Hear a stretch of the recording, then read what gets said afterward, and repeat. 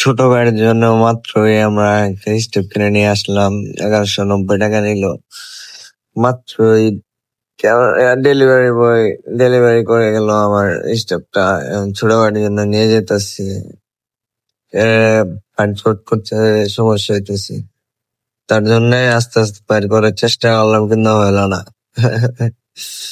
পরে দেখেন, ভিডিওটা দেখতেছেন, এরপরে বাড়িতে বসছি, তারপরে যাইতাছি বাড়ির দিকে, হাঁটতাছি প্রায় বাড়ির তাই কাছাকাছি আইসে পড়ছি, বাড়ির সামনেই যাইতাছি।